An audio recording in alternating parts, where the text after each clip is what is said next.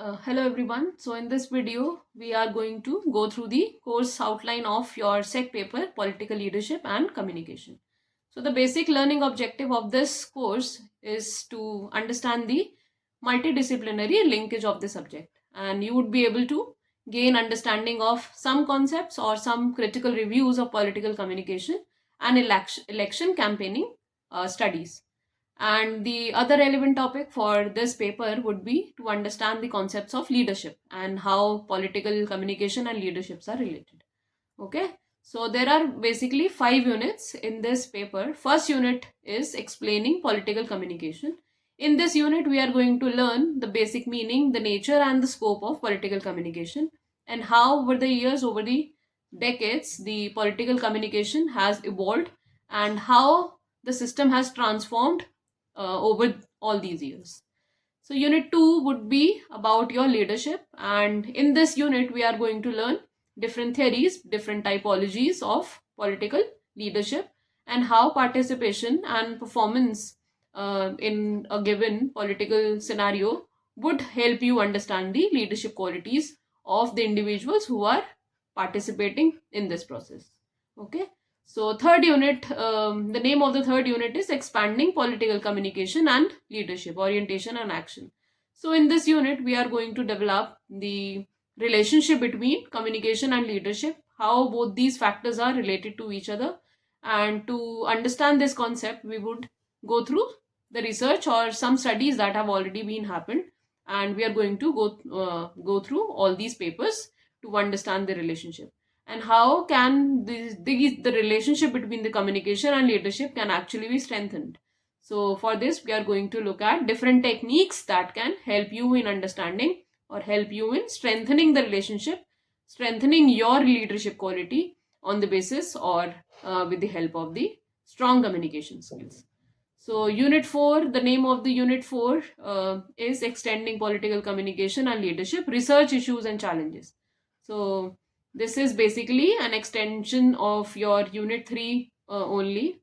In this unit, we are going to understand or again research the communication and leadership relationship using the surveys techniques. So in the survey, we are going to understand the concept of opinion poll, exit poll. These terms, you might be aware or might not be aware of these terms.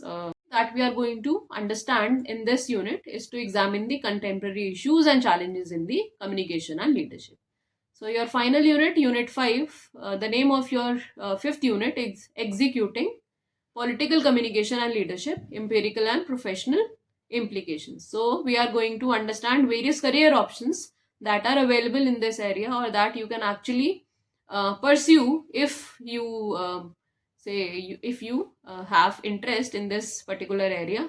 So the most important career option as per this paper would be psephology, and we are going to understand the idea of psephology in your upcoming classes. So the essential readings or the recommended readings for this particular paper is not exactly a book, but there would be different research papers that we are going to go through to understand the different concepts there and the research studies. So one of the most important article for this paper is Your Political Communication Faces the 21st Century. This is written by D.A. Graber, 2005.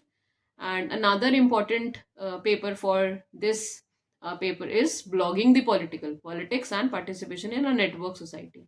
This is a paper published in Routledge by Poll, 2009. Just like these papers, we are going to have about 5 or 6 more papers. You would be given the reading list of all the essential or all these important articles that you are required to pursue your exam.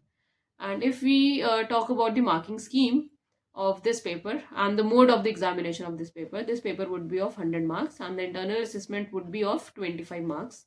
The practical exam of the same paper would also be of 25 marks, but this would be internally conducted by your college. And there would be a final university exam at the end of your semester. This would be of 50 marks. Okay.